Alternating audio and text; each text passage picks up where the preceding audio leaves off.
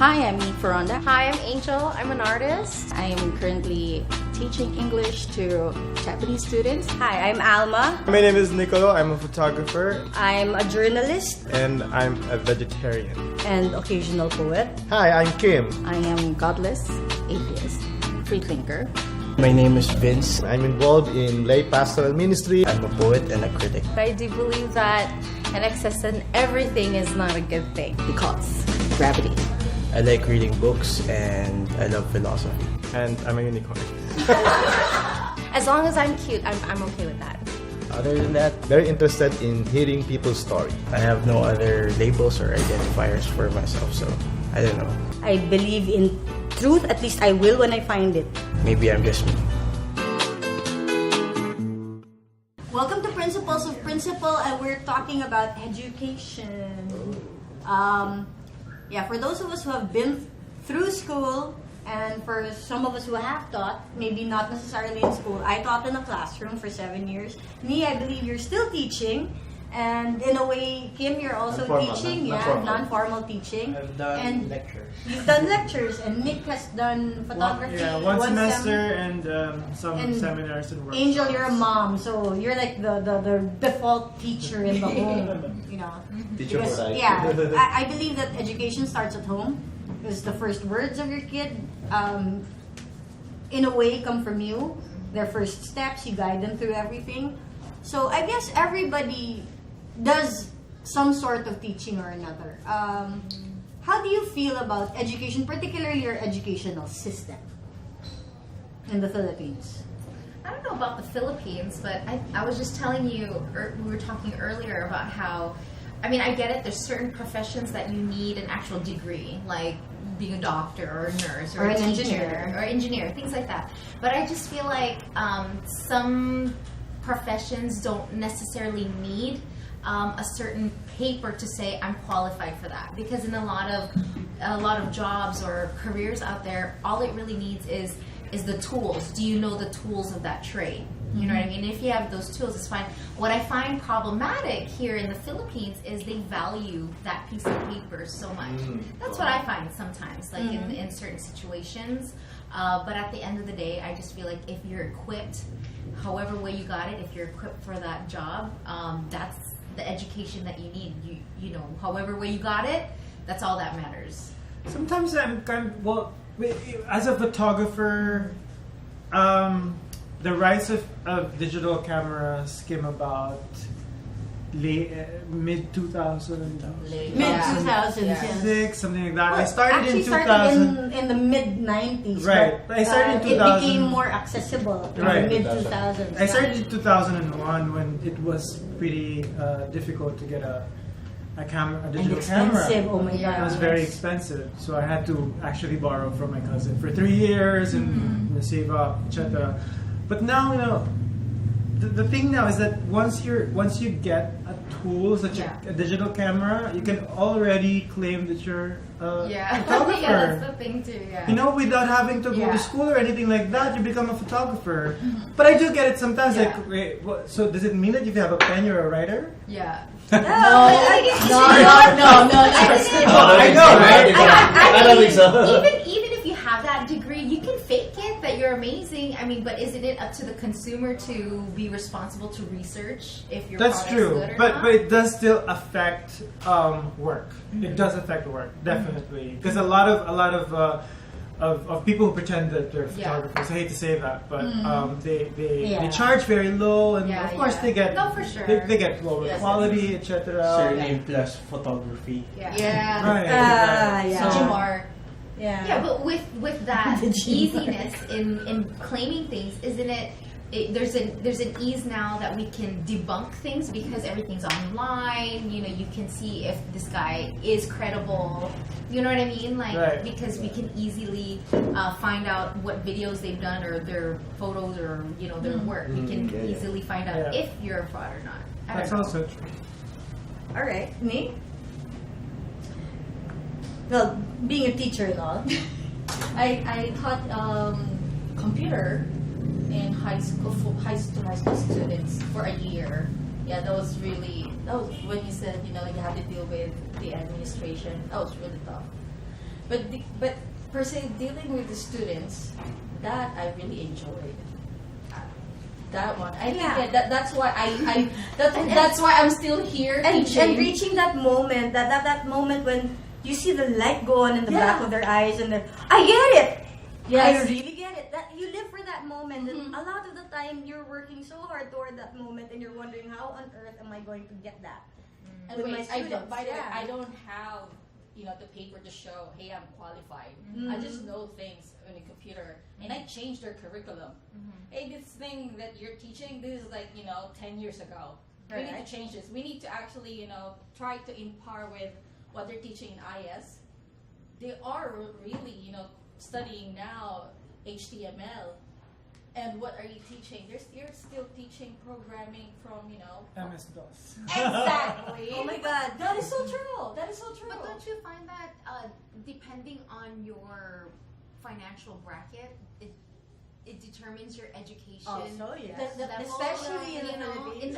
I'm talking about the Philippines. Like I've had kids, my kids, I would never send them in public school. I'm not saying people who do are terrible or anything.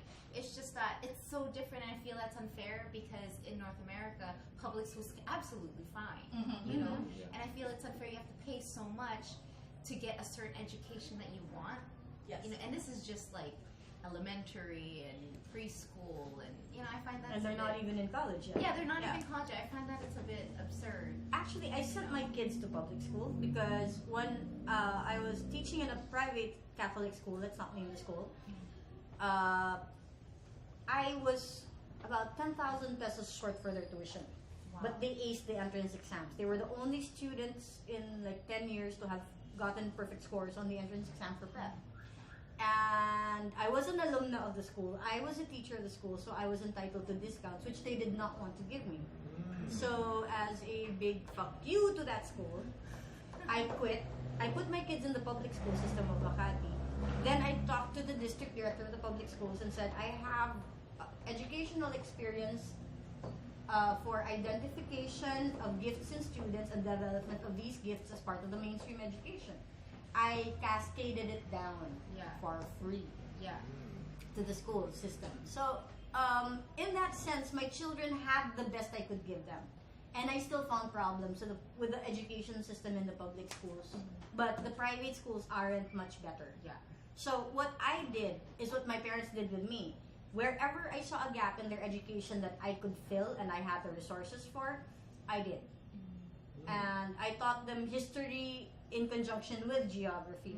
I made it an interdisciplinary thing. I made every lesson relevant to their everyday lives. But you're amazing though. Like I'm not about to go tutor my kids every day. Like, thank God my kids can study on their own, because if I had to sit down and tutor, I'd kill someone. Like, it was real. I didn't make it tutoring. It was more a conversation. See, but still, like, you're amazing. That's my point. Like, not everyone's like you. Like, all for real. I think some people are born to teach or to be patient like you guys, because I really don't have the patience.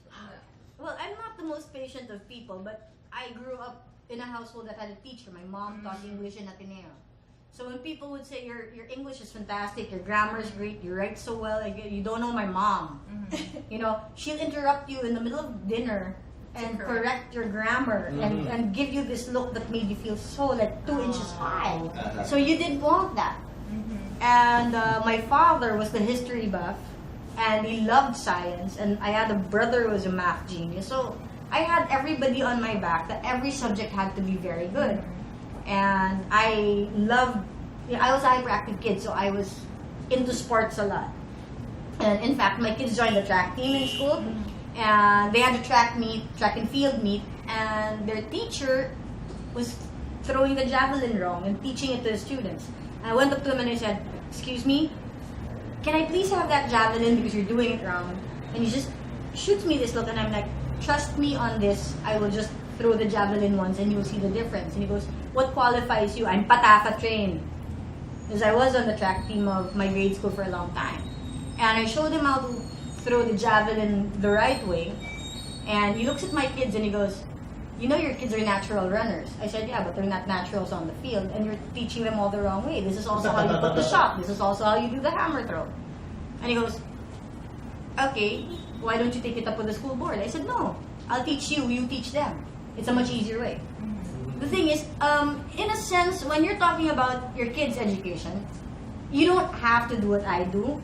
I'm not going to demand that of anybody, but you have to be there and talk to the teacher. That's what PTAs are for. When you talk to them and say, hey, I have a problem with my kid's school books, there are so many errors, why this way? You know, if you're interested in the education your kid is getting, whether it's public or private, chances are your child will learn better. Because the child looks at the parents and says, yeah, mom or dad, or both mom and dad seem to really, really be interested in what I'm learning. You know, sometimes it's just that show of interest from someone else that says, what you're going through, this experience you're in, it's valuable. But I don't look at grades, even as a parent. I mean, my kid could flunk the course.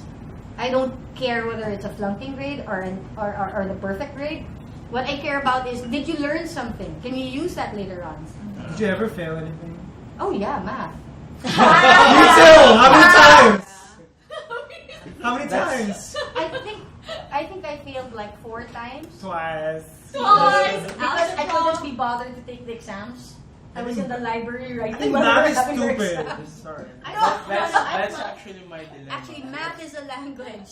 I grew up. I like math, but I don't like algebra. You would believe that? I grew up in a household full of math people. My Oh, mom, really? my That mom- must have sucked. So you were the rebel. Oh My god. mom's a math teacher. Oh no. So you were the disappointment. I was really good You're at really math good? until I met one of my high school teachers for algebra S.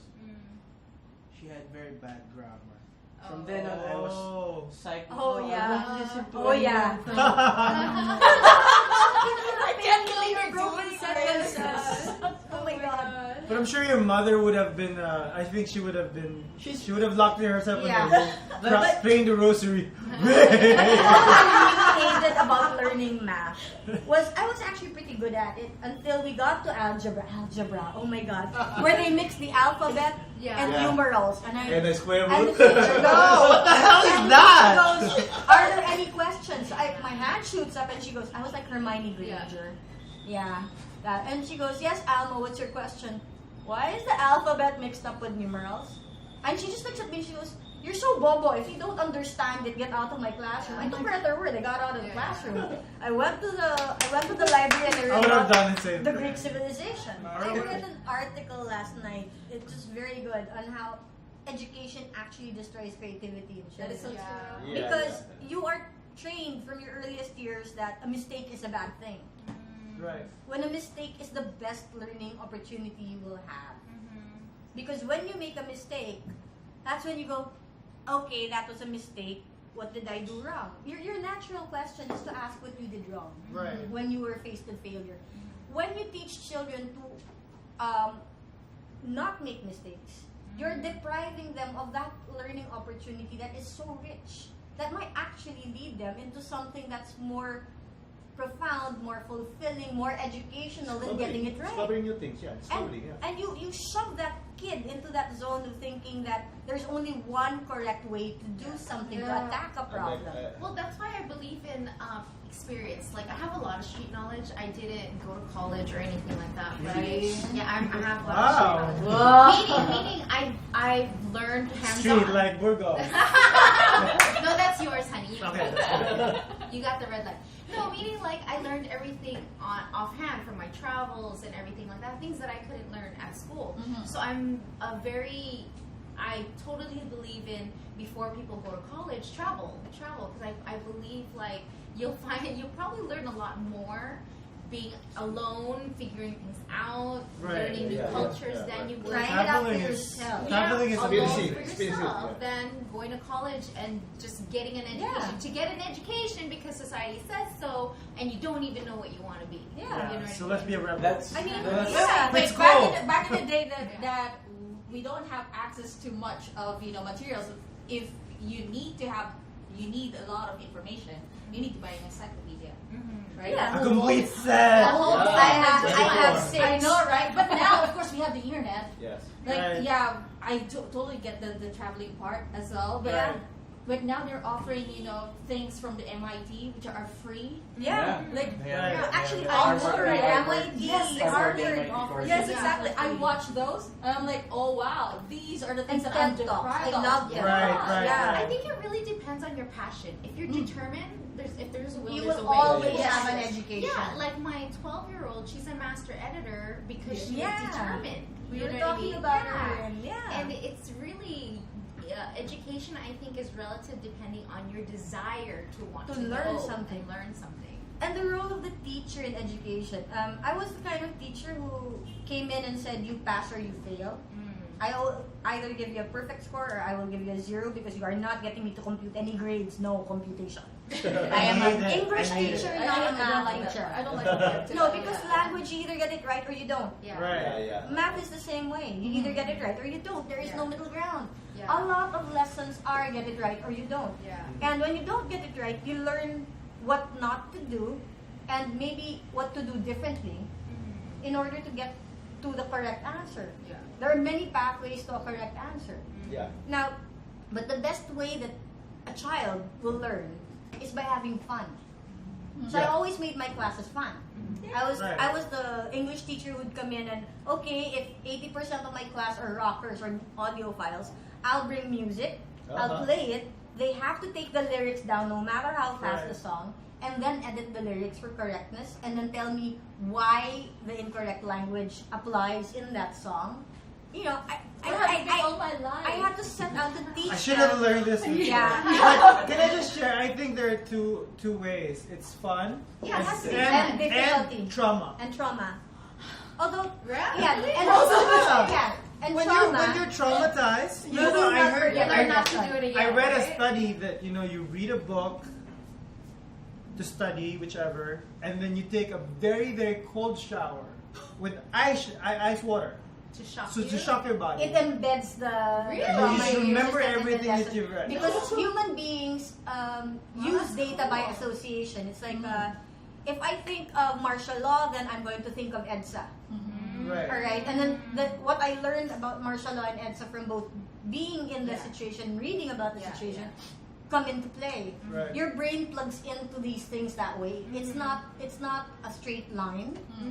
It's a lot of tangents that may come back together and Right. weave themselves together. It's the association. Remember, during my speech in USD, Yeah. I said we only remember two things in life: the beautiful memories and the traumatic ones. The There's nothing in actually ugly between. ones. There's nothing in between. Yeah, Like yeah. everything in between we forget.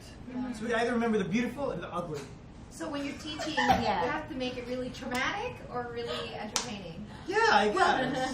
somehow the Trauma traumatic is not something I might would be use in a beautiful. class. Well, that's true. I agree. Sometimes traumatic can be beautiful. Traumatic can Yeah. be Well, you're beautiful. twisted though. Yeah. You're I mean, twisting. that's mostly how writing material. Yeah. Right. Oh, okay, Materializes. okay, So yeah, that's true. yeah. I can see where you're coming from, and yeah, you can do behavior modification by, why do parents spank their kids, or make you stand in a corner or take away your allowance, so that it's a painful memory, maybe not permanently damaging, but you will remember not to do that again because dad might just not give you spending power for the next week. Yeah. Sometimes it works. Sometimes it doesn't. Yeah, and as a parent, I have used both methods of teaching also, and I lick my children's faces in public, Lick Lick what? like a dog. like Lick that. what? Lick Oh, what? okay. Yeah, Lick what? lick their faces in public where Lick people can their see it. faces? Yeah. What do you mean? Yeah. Lick their face? How do you Well, lick your because own it's face? traumatic, but it will Your do own them no face? damage. Their faces. How do you do that? I Okay, take go hold ahead. of their Please hands show. and then I Please show. A lollipop? Yeah. Show it Try to. that. Do you have It's to like, okay. demonstrate? Kids will either hate pretend you this is or- a face. This is a face. Yeah. Ew, why? Like that. Okay, no, no. Alright, You because, tell me why. because my kids have a sense of propriety, right? Okay. And even kissing mom at a certain age should be like, Yeah, oh yeah. mom, you kissed me. But if they have a tantrum in the middle of a supermarket, You do something shocking. It shocks them out of the tantrum and it makes them think twice about what did I just do. But it doesn't physically harm them. Okay, and that works? It's disgusting, but it's not painful. It Okay. works. You did this to your They're kids. 18. They're 18, and they still know that when they start. They start like sometimes they're twins. My daughters are twins, and sometimes they try to engage in fisticuffs because they get pissed at each other. They haven't learned their anger management very well yet. And short of swimming in between two 5'7" kids who are outweigh me and physically separating them, I just go, you're asking for a licking. When they hear the word licking, they stop. They behave. Wow. It's not even a licking like a strangling, it's like an actual And they lick. know that I'm not going to do that in private. I'm going to wait until we're in public. They're completely unaware, then I'm going to lick their faces. Oh my god. Oh Alright, my it's like- god. You're what, Mom? You're going to do what? I told you not to punch your sister. Do you want a licking? No, Mom, then don't punch your sister. Alright? That's and- very, They get the point, that's, they get the that's point. very traumatic. I don't think I can handle the germs part of it. Yeah, I know that's why. We're very germophobic. Yeah, I'd have to sanitize first. Funny incident was I was in the supermarket one time and my kids were about 7 and they were being rambunctious and running all over the place and I was tired. I was like, if you don't settle down, you're gonna get a licking right the hell now, right under the CCTV camera where everybody in the security room can see you. And an American woman who was in the supermarket was like, you're not going to harm these children. I go, do you want me to demonstrate a licking on you? I can take anything. I licked her face. She ran away screaming. That's a licking. You know, lesson number 1: do not get between mom and kids. Yeah. But you see, education is about that. Yeah. My most traumatic moment in school was, let me see, I was on a diving board. I'm really scared of heights, and we had to learn how to dive off the high board. And my teacher came up behind me and jumped on the board. So it was either jump and get off the board or just fall off the damn board and humiliate yourself in front of class.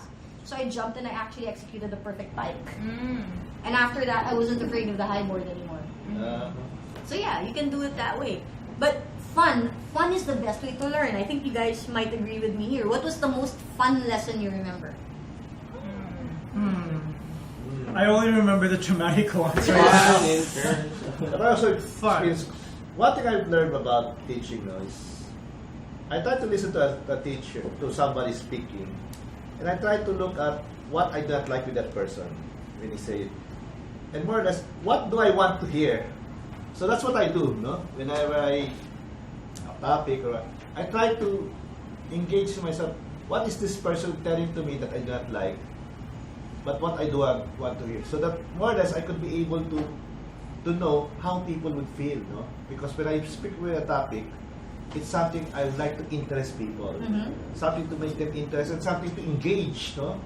So that one thing I've learned is when you talk to people, you talk to their eyes as if you're talking to them in a personal manner. So that you can get there and be able to express something that, wow, you can tell them that that's you.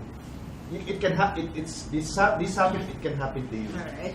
I just think when you're on a stage, any kind of stage, whether it's figurative or literal stage, it is your duty to perform. And when I say perform, Right. Yeah. I agree. you know, you have to claim it. You know, look the part, act the part, Own the part. own the part. Yeah, you yeah. know, and as a teacher, it's somewhat a stage. You know, and It is. you know what I mean. Yes, Like, yeah. and it's our obligation. I mean, because I do demos and motivational speaking, whatever. It's my responsibility to get my message to you. Yeah. So how can I do that? You know, and I find that teachers, unfortunately, they're performers. You need to entertain and engage, and Right.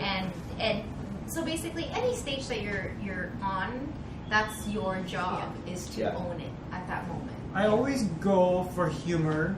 Yeah. Yes, that Yeah. works. Yeah. That It works so well. And I've come to realize that everything has to be personal, Yeah.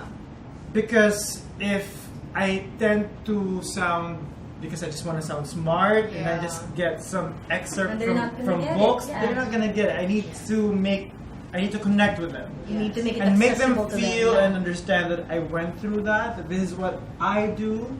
So it actually works like that, and this is in my own experience. And I think I always associate, for example, when I teach about conceptualization, I describe it as how people masturbate.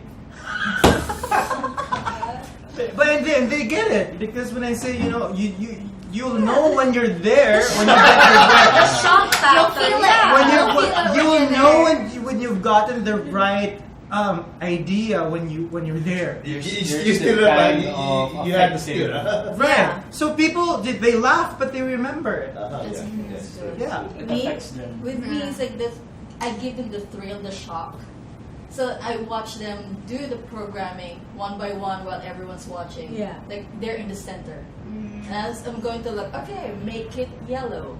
And then they're like scared and like, really? Don't worry, it's all good. Chill. Hey. But everyone's watching. And then of course, they have to remember the codes, right? Yeah. So everything would just fly away. But what if you're just there, all alone? How can you handle the pressure? Doing code. Yeah. Doing codes. Well, no one's actually telling you what to do, because most of them, they just copy. Okay? But Yeah. what is it? Right. It's just Yeah. copy. What if no one's there anymore and you need to do this in front of a Precisely. boss or When you're someone? dead. And exactly. So I like give them the shock.